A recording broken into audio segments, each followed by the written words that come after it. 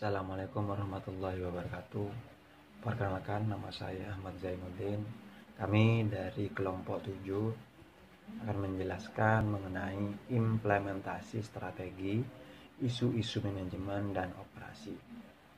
Jadi di sini ada beberapa poin yang akan saya jelaskan. Jadi mengenai implementasi strategi, seorang manajer harus mempunyai strategi yang tepat dalam mencapai tujuan perusahaan, baik tujuan jangka pendek maupun jangka panjang. Kebijakan yang diambil pun harus berdasarkan pemikiran yang logis dan mungkin untuk dicapai. Manajer juga harus mempunyai kemampuan untuk menyesuaikan struktur yang ada dengan strategi yang akan dijalankan. Oleh karena itu, penting mengetahui setiap kemampuan dan bakat karyawan. Apabila terjadi konflik antar karyawan sekecil apapun, maka harus diselesaikan secara cepat, mungkin dengan cara kekeluargaan. Jangan sampai karena konflik tertentu kegiatan perusahaan akan terganggu dan berakibat pada kerugian perusahaan. Oleh karena itu, penting bagi kita mempelajari manajemen strategi beserta isu manajemen yang terjadi pada saat ini. Jadi ada beberapa poin. Yang pertama, yakni mengenai kebijakan.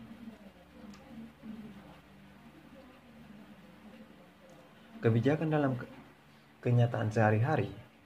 Kebijakan dibutuhkan untuk membuat strategi bekerja. Kebijakan membatasi menyembatani pemecahan masalah dan memadai implementasi strategi.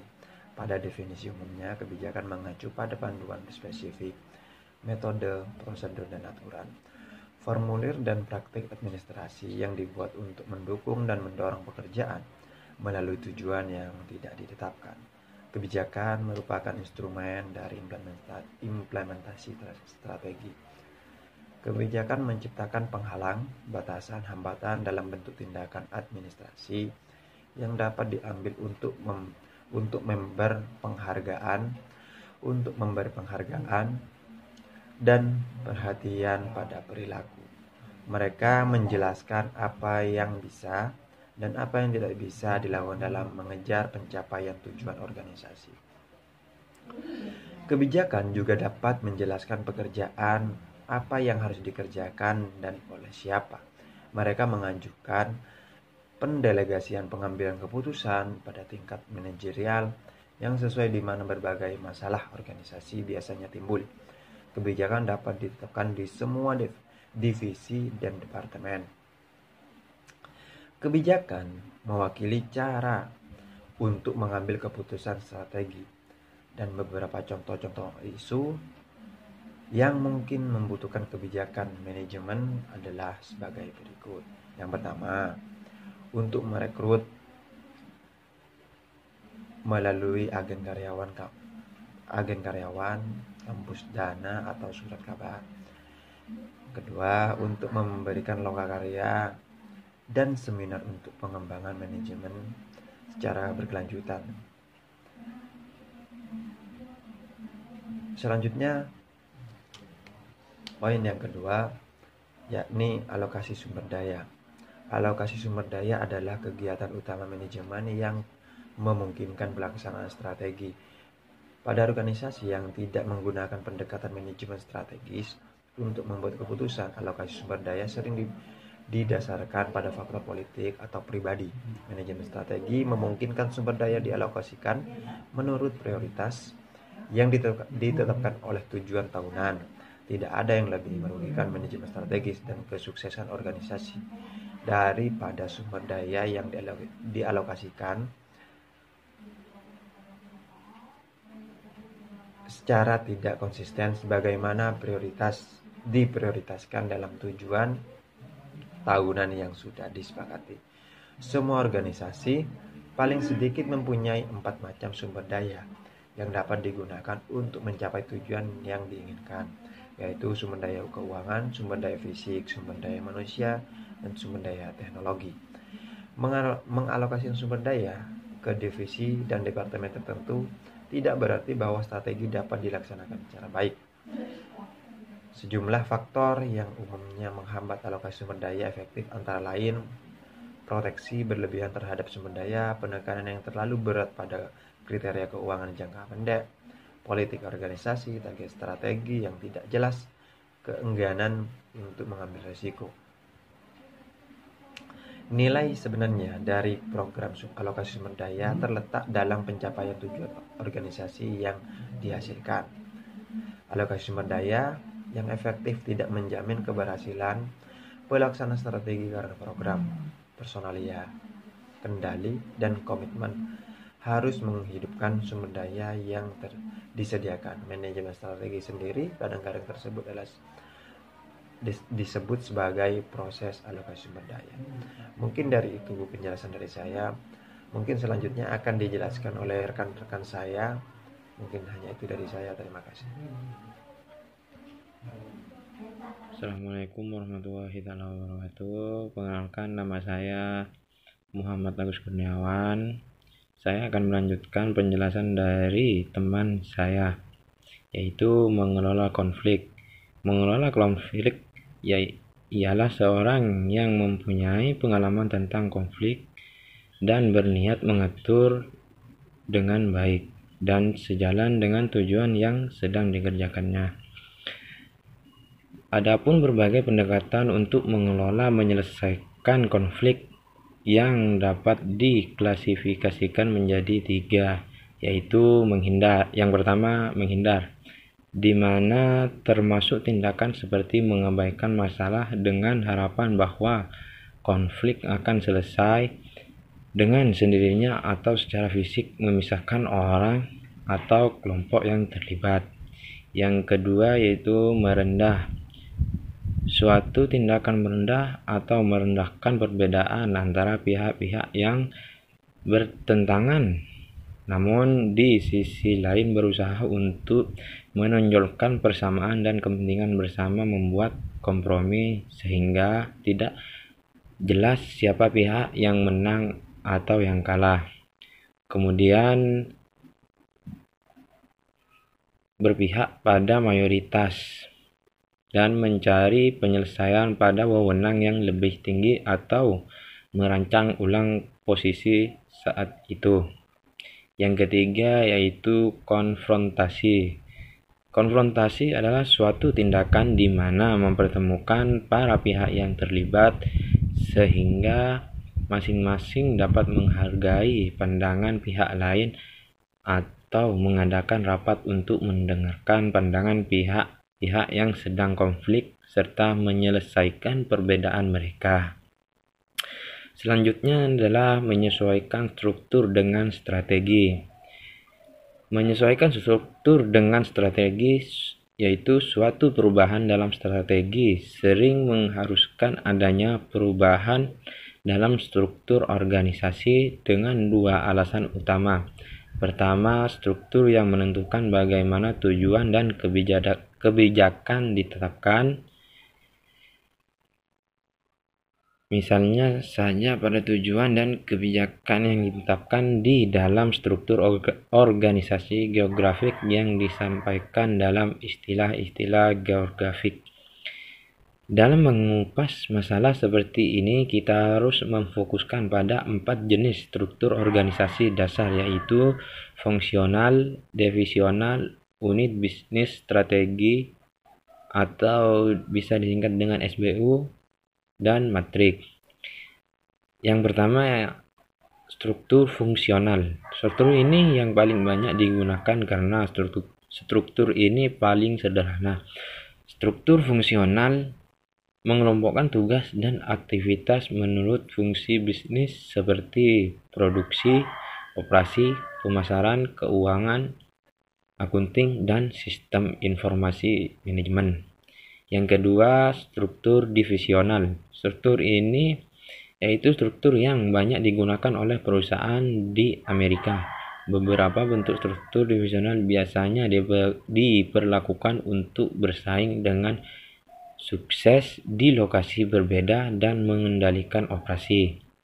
Yang ketiga, struktur strategi bisnis unit. Ketika jumlah skala dalam perbedaan divisi suatu organisasi meningkat, pengendalian dan evaluasi operasi-operasi divisional menjadi sulit dilakukan. Maka dari itu, peranan strategi serta rentang kendali menjadi besar pada tingkat puncak dari perusahaan. Yang keempat, struktur matriks. Struktur ini yang paling rumit dari berbagai struktur, karena hal tersebut bergantung pada garis wewenang dan komunikasi baik vertikal maupun horizontal. Struktur matriks dapat menyebabkan banyak biaya operasional yang lebih tinggi, karena struktur ini menciptakan lebih banyak posisi manajemen. Sekian dari saya. Assalamualaikum warahmatullahi wabarakatuh.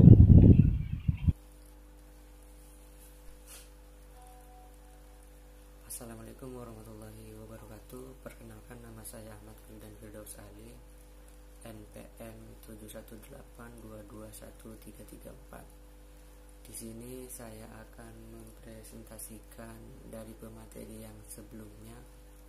Langsung pada materi restrukturisasi. Apa itu restrukturisasi? Ialah suatu perubahan yang dilakukan oleh organisasi atau perusahaan dengan tujuan untuk meningkatkan kinerja dan nilai perusahaan, memberikan manfaat berupa dividen dan pajak kepada negara, serta menghasilkan produk dan layanan dengan harga yang kompetitif kepada konsumen. Restrukturisasi juga disebut downsizing, mengurangi jumlah karyawan. Rightsizing, menempatkan orang yang sesuai dengan kompetensinya sambil memberhentikan mereka yang tidak kompeten. Atau delayering, memangkas jalur birokrasi organisasi. Sehingga restrukturisasi adalah upaya mengurangi skala perusahaan dari segi jumlah karyawan, jumlah divisi atau unit, dan jumlah tingkat hierarki dalam struktur organisasi perusahaan. Pengukuran skala ini dimaksudkan untuk meningkatkan efisiensi dan efektivitas. Manfaat dari restrukturisasi yaitu untuk menghemat biaya. Untuk perusahaan-perusahaan yang sangat birokratis, restrukturisasi benar-benar dapat menyelamatkan perusahaan dari persaingan global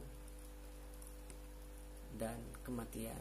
Namun dampak dari restrukturisasi, dampak negatifnya ialah kurangnya komitmen, kreativitas, dan inovasi karyawan yang menyertai ketidakpastian dan trauma yang berkaitan dengan pemberhentian karyawan, baik yang ditangguhkan maupun yang dilaksanakan.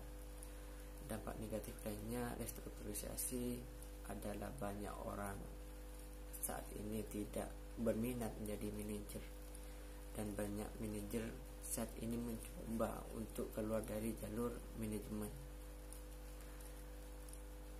Langsung pada materi selanjutnya, yaitu perhatian terhadap produksi dan operasi, kemampuan, keterbatasan, dan kebijakan produksi atau produksi dapat mendorong atau menghambat pencapaian tujuan secara signifikan.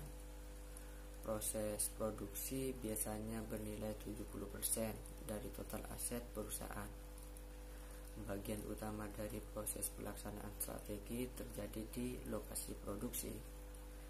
Keputusan-keputusan yang terkait dengan produksi mengenai besarnya pabrik, letak pabrik, desain produk, pilihan peralatan, jenis alat-alat, besarnya persediaan, kontrol persediaan, pengawasan mutu, pengendalian biaya, penggunaan standar, spesialisasi kerja, pelatihan karyawan, penggunaan peralatan dan sumber daya, pengiriman dan pengemasan, dan inovasi teknologi dapat memiliki dampak dramatis terhadap keberhasilan atau kegagalan upaya pelaksanaan strategi.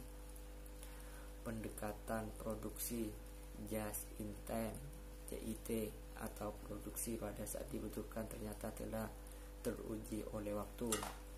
JIT terbukti mengurangi biaya implementasi strategi. Dengan JIT, suku cadang dan bahan baku dikirim ke tempat produksi, tempat pada saat dibutuhkan, bukannya ditumpuk hingga waktu pengiriman yang akan datang.